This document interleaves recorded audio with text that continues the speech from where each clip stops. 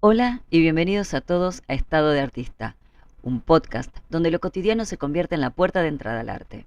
Soy Cecilia Cesini y en el episodio de hoy estaremos hablando de por qué el minimalismo es en verdad una trampa.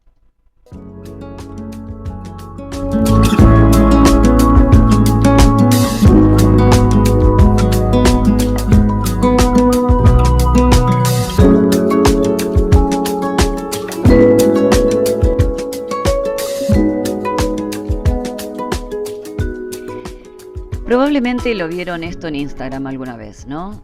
O en una cuenta de arquitectura o en una de esas notas de revista de los domingos sobre cómo simplificarnos la vida. Un departamento de paredes blancas, con pocos muebles, de maderas claras y muy pocos otros elementos, ¿no? Solo luz y espacio. Y probablemente el término que usaron para describir esa imagen fue minimalista. Como también puede ser que hayan visto en fotos antiguas, de sus abuelos quizás, la imagen opuesta, de casas cargadas, objetos decorados y exuberantes. Un cartel de principios del siglo XX con una mujer rodeada de líneas curvas y ornamentos vegetales. O bien el frente de un edificio en Barcelona, que parece hecho de huesos y conchas marinas. Eso también tiene un nombre: modernismo. Art Nouveau, en realidad, si vamos a ser más precisos. Son dos estéticas completamente opuestas, una con todo y la otra sin nada. Y sin embargo, si entramos hoy a cualquier tienda de diseño, podemos encontrarlas juntas, en el mismo catálogo y con el mismo packaging, vendiéndonos exactamente lo mismo: la sensación de tener buen gusto. De lo que vamos a estar hablando hoy es de dónde vienen estas dos estéticas, qué quisieron decir cuando nacieron y cómo terminaron siendo una trampa. Pero no para vos, que comprás lo que te gusta y tenés todo el derecho de hacerlo, sino una trampa en el sentido de que algo que empezó como una idea, como una postura frente al mundo, terminó reducido a una opción de decoración. Y eso es exactamente lo que le pasa al arte cuando el mercado lo digiere. Ya lo vimos en el episodio anterior con el tema del precio y el valor, y hoy lo vemos en acción a lo largo de más de 100 años de historia.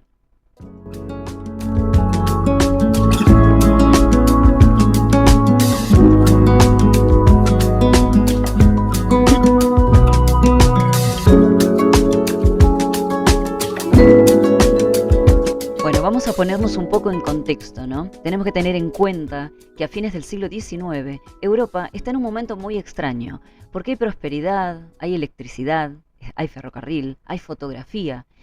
El mundo se está modernizando, pero a una velocidad que nadie había visto antes. Y en el medio de todo esto, además, hay algo que al mismo tiempo se está perdiendo. Los objetos que la gente usa todos los días, como ser los muebles, las vajillas, la ropa, empiezan a fabricarse en serie. O sea, iguales entre sí, sin ninguna relación con la mano de quien los hizo, sin ninguna historia.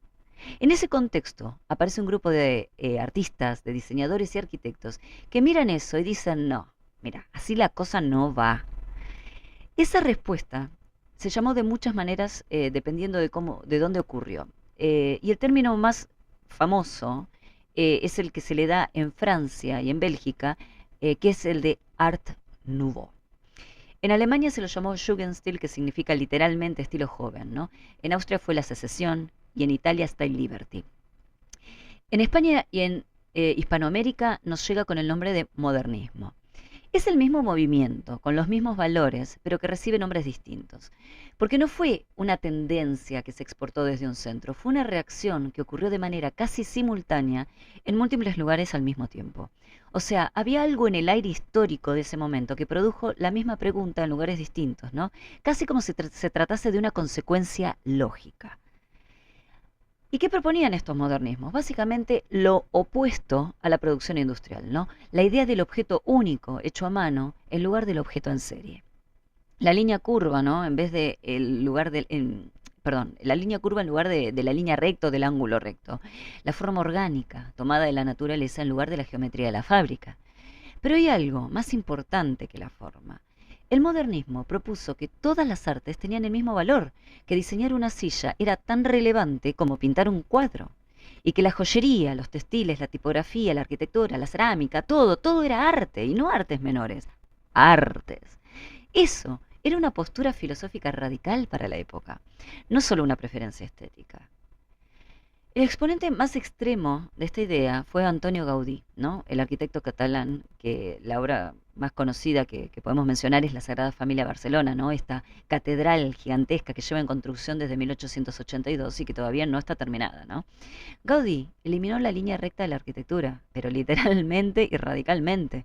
Sus edificios parecen organismos vivos. Entonces, si buscan en Google la casa Batlló, parece que estuviera cubierta de escamas. Y la casa Milá tiene una terraza que parece la espalda de un animal, ¿no? Él mismo lo justificaba con una frase que quiero mencionar, ¿no? Tal cual, que dice que la línea recta pertenece a los hombres y la línea curva pertenece a Dios.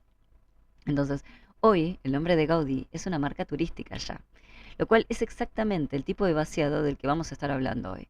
Porque el ornamento que Gaudí proponía no era decorativo, era estructural, y cada curva tenía una función estructural.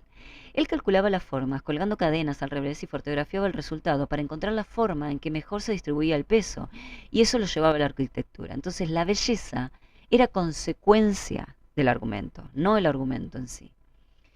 Ahora, antes del modernismo, el arte occidental funcionaba con un sistema de símbolos compartidos, ¿no? Como si se tratara de un idioma.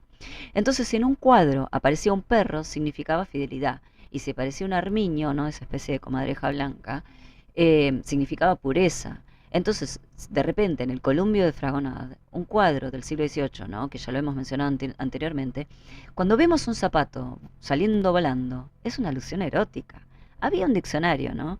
El artista lo usaba y el espectador, que estaba medianamente formado, lo leía. O sea, era un código acordado.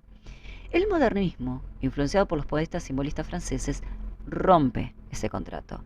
La idea ya no es que el espectador entienda el símbolo, la idea es que lo sienta. El significado entonces deja de estar fijo y se vuelve sugerido, es algo flotante, personal. El ejemplo más claro es el grito de Edvard Munch, ¿no? Un cuadro de 1893. Y ahí no hay nada que descifrar. O sea, es una imagen de la angustia existencial pura. La figura humana y el paisaje se funden, ¿no? El cielo ondula y todo, en definitiva, parece que está a punto de colapsar. Porque no hay un código previo que lo explique. La obra produce la sensación directamente. Gustav Klimt hace algo parecido, pero ya desde otro lugar. Porque sus pinturas, ¿no? Por ejemplo, El beso, que es la más famosa, borra la frontera entre la figura humana y el ornamento. Entonces los cuerpos emergen de fondos de oro que están inspirados, ¿no? En mosaicos bizantinos, ¿no? Y el abrazo de ese beso se convierte en algo deliberadamente ambiguo, que nos deja pensando, ¿es éxtasis? ¿Es dominio? ¿Pasión? ¿Rendición? ¿Qué es? El simbolismo ya no cierra, ¿no? Pero esa apertura es intencional. Y después está Alphonse Mucha, ¿no? Por ejemplo, que lo más conocido son sus carteles para la actriz Sarah Bernard, ¿no?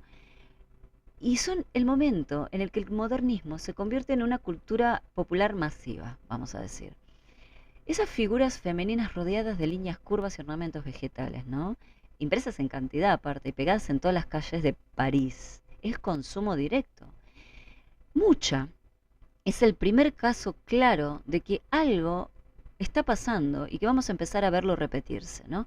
El mismo Mucha decía que esos carteles en realidad no eran su obra, eran su medio de vida. Su proyecto real eran unos cuadros que se llaman los grandes ciclos históricos eslavos. Unas figuras, pero fascinantes, divinas, cargadas de aura y de ambiente. Pero el mercado ignoró esa distinción y se centró solamente en los carteles.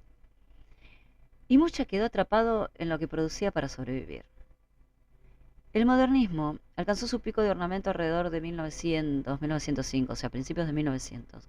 Pero ya para finales de 1910, o sea, no sé, un poco antes, 1908, apareció alguien dentro de ese mismo mundo intelectual que dijo que todo esto era un error. A ver, hoy cuando estaba preparando este episodio encontré este texto por primera vez. Y es uno de esos casos que uno lee que hace que piense, ¿no? ¿Qué cuernos estaba pasando hace 100 años, ¿no? Porque termina siendo un texto que podríamos estar leyendo hoy, ¿no? El texto es de Adolf Loos, que era un arquitecto austríaco, y publicó un ensayo con un título que resume básicamente todo el argumento, y es Ornamento y delito. O sea, el argumento de Loos es brutal en su lógica. Él dice que el ornamento es un residuo primitivo, categórico. Una sociedad avanzada, dice él, no necesita decorar sus objetos porque su forma ya es suficiente. Tachame la doble. Entonces, y cada ornamento que se agrega a algo que ya funciona representa trabajo humano desperdiciado. Eso es lo que él nos dice. Tiempo de vida gastado en algo superfluo. Bueno, el ornamento es literalmente un crimen económico y cultural para los. Los no era minimalista, en el sentido por lo menos que usamos hoy en día, ¿no? Era funcionalista radical. Pero Ornamento y Delito, este ensayo, se convirtió en el texto fundacional de todo lo que viene después, porque la Bauhaus, que ya estuvimos viendo en el episodio 6, hablaba de esto y finalmente el minimalismo de los años 60 vuelve sobre lo mismo. Hay algo dramáticamente interesante en esto, ¿no? Que la crítica más feroz del modernismo no vino de afuera. O sea, no fue una reacción conservadora, vino desde adentro, en el momento de mayor auge del movimiento. Y lo que criticaba no era la intención, sino la forma de ejecutarla. Los tomaba en serio la misma pregunta que el modernismo, o sea, se la tomaba muy en serio. O sea, ¿qué relación tiene un objeto con quien la usa? Y llegaba a una respuesta opuesta. Esto es lo que nos tiene que quedar en claro. O sea, los mismos edificios que diseña Los demuestran esto, ¿no? Porque la Villa Müller en Praga, que fue el hogar del ingeniero y empresario František Müller, tiene una fachada completamente lisa sin ningún ornamento. O sea, es una casa que podríamos verla levantándose hoy, mañana, ayer, el mes pasado. O sea, terriblemente contemporánea. Pero el interior es profundamente habitado y con materiales cuidados, espacios que fluyen y tienen carácter.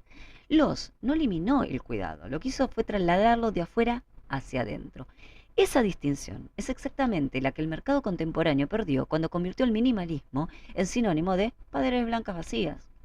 Así que es como si se hubiera perdido lo que el minimalismo realmente era. El minimalismo artístico surge en Nueva York en los años 60 y no puedo recalcar lo suficiente, lo que tiene muy poco que ver con la estética minimalista que hoy asociamos a los típicos departamentos de Instagram. Los artistas centrales son personajes como Donald Judd, Robert Morris, Frank Stella y Cara André. O sea, el Cara André que vimos en el episodio 12 y en otros anteriores en relación a la turbia muerte de Ana Mendieta, ¿no? La premisa que comparten todos estos artistas es radical, que la obra no representa nada exterior a sí misma, porque no es una ventana hacia otro mundo, o sea, no tiene alternativa, no tiene símbolo, es un objeto en el espacio y eso es todo. O sea, Donald Judd escribió en 1965 un texto que se llama Objetos Específicos, ¿no? Y preparando este episodio fue uno de los descubrimientos que más me llamó la atención, porque Judd propone que las obras no son ni pintura ni esculturas en el sentido transicional, o sea, son solamente objetos, o sea, objetos tridimensionales que ocupan un espacio y el mismo espacio que el espectador, o sea, no hay pedestal, no tiene marco, desaparece la distancia de la contemplación, porque el espectador no mira la obra, comparte el espacio con ella. A ver, está claro que el minimalismo era deliberadamente antiexpresionista. O sea, venía como reacción directa al expresionismo abstracto de Pollock, de Rothko, de Kooning, googleen todos estos nombres, eh, porque tenían pinturas que exudaban emoción, gesto. El alma del artista estaba en cada pincelada. El minimalismo contradice todo eso. Lo que nos dice el minimalismo es que la obra ya no es producto del alma del artista, es solo un objeto. Entonces, ¿cómo se llega desde Donald Judd a los muebles de IKEA? Pregunta. Sucede, entre otras cosas, a raíz de un evento que se dio en torno a los años 60, cuando un diseñador alemán llamado Dieter Rams, que trabajaba en la empresa de electrodomésticos Braun, o sea, se le dio por desarrollar lo que llamó los 10 principios del buen diseño. Y ese tratado acabó por convertirse en uno de los más influyentes del siglo XX, porque en el 10º principio dice algo como, el buen diseño es el menos diseño posible. Bueno, permíteme dudarlo. O sea, podría ser el mismo postulado de Adolf Loos, pero sin la agresividad del ensayo, ¿no? En definitiva, la idea es la misma, que cada elemento que no cumple una función necesaria, entonces se convierte en superfluo. Pero Rams no era un artista, o sea, era un diseñador industrial. Su trabajo consistía en analizar qué características de un objeto son realmente necesarias, funcionales y estéticamente agradables, en definitiva, y eliminar todo lo demás, porque eso complicaba la producción. Y eso produjo objetos limpios, sobrios, con una relación muy directa entre forma y función. Ahora, décadas después, Johnny Ive, que es el diseñador en jefe de Apple desde los años 90 hasta 2019, citó a Rams explícitamente como su influencia central. Entonces el iMac, el iPod, el iPhone son la continuación directa de esa lógica. Brown, pasado por Silicon Valley. El minimalismo de Apple, entonces, convirtió la austeridad visual en marcador de sofisticación tecnológica y de precio premium. Y después viene IKEA, que toma la promesa de la Bauhaus de diseño de calidad para todos a un precio accesible y lo masifica globalmente. La madera clara, las líneas simples, los tonos neutros, es un basado del discurso del minimalismo. Pero también es, en cierta forma, la realización de lo que la Bauhaus prometía, ¿no? Democratizar el objeto bien diseñado. Aunque sea un diseño que termina siendo vaciado, ¿no? Del argumento original. Así que cuando un agente inmobiliario, o un decorador, o una tienda de diseño usa la palabra minimalista para describir sus productos, lo que está haciendo es emular la señal, o sea, copiarla, vender una falsa sensación de pertenencia a algo. Es un concepto aspiracional, vamos a decir, ¿no? No es el argumento de Judd, no la lógica de Rams, no la señal de que uno está del lado correcto del buen gusto. Y acá está el núcleo de lo que quiero que se lleven de este episodio. Porque esto no es un problema de modernismo ni de minimalismo en particular. Es un mecanismo que se repite con cualquier idea estética que el mercado absorbe.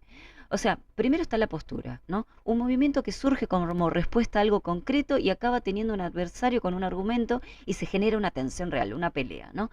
El Art Nouveau le dice que no al fealdado industrial y el minimalismo le dice no al exceso expresionista. En ambos casos hay un no antes que un sí. ¿Bien? Segundo, está el tema de la forma de la postura que se convierte en señal.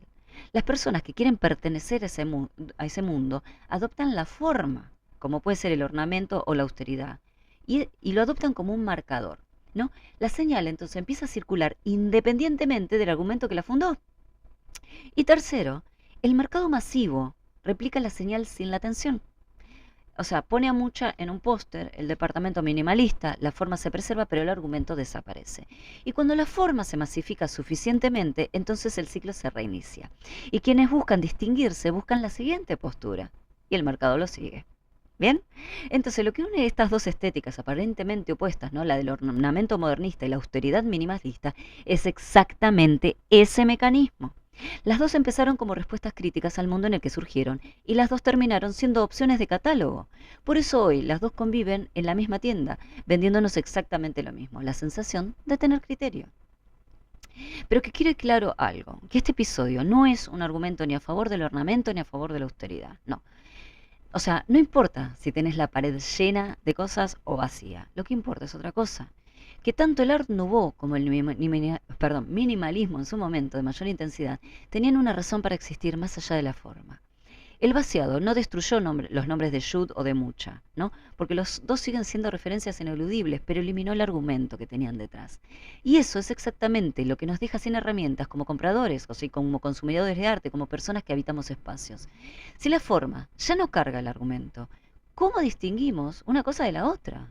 O sea, ¿cómo sabemos si lo que estamos comprando es una postura o una señal vacía de postura?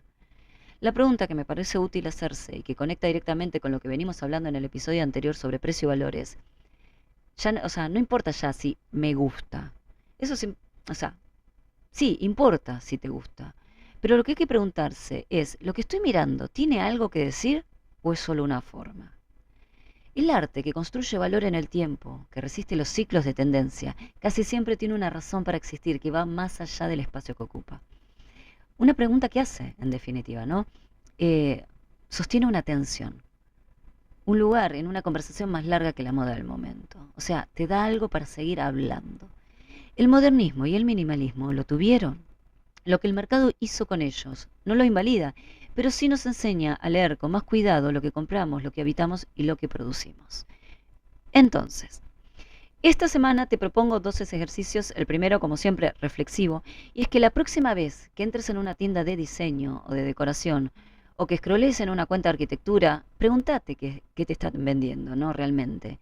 Si el objeto ese tiene una función clara y si está bien resuelto, o si lo que está vendiendo es la sensación de pertenecer a una estética, o sea, el mismo objeto repetido una y otra vez. No hay una respuesta correcta, como siempre, pero la pregunta cambia la manera en que miramos. El segundo ejercicio es de observación activa, ¿no? Que es buscar una imagen de cualquier obra de Gaudí y una de cualquier obra de, por ejemplo, Donald Judd o de cualquiera de los otros artistas que te mencioné, que todos tienen estéticas completamente opuestas, y preguntarnos qué tienen en común en esas diferencias. La respuesta, si la encontrás, es exactamente lo que este episodio intentó explicarte. Entonces, para cerrar, te hago una pregunta, ¿no? ¿Qué estética de las que habitas tienen un argumento detrás y cuáles son solamente una señal? Contame tus comentarios o buscame en Instagram y contame ahí en @CeciliaChesiniarte. Si este episodio te hizo ver distinto algo que ya tenías en casa, compartilo. Y si querés seguir pensando el arte desde lo cotidiano, suscríbete y activa la campanita. Nos encontramos la próxima semana.